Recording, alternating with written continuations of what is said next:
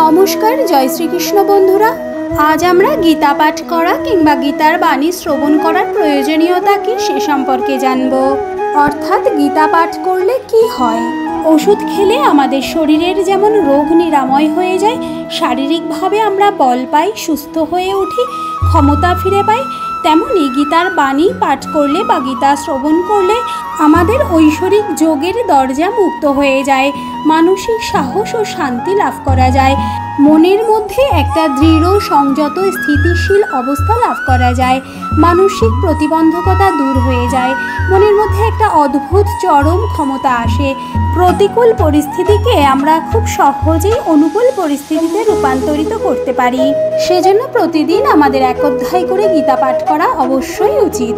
আমার এই ভিডিওটা যদি আপনাদের ভালো লাগে তাহলে লাইক, শেয়ার, কমেন্ট, সাবস্ক্রাইব অবশ্যই করবেন আর বন্ধুদের কাছে শেয়ার করবেন। ধন্যবাদ।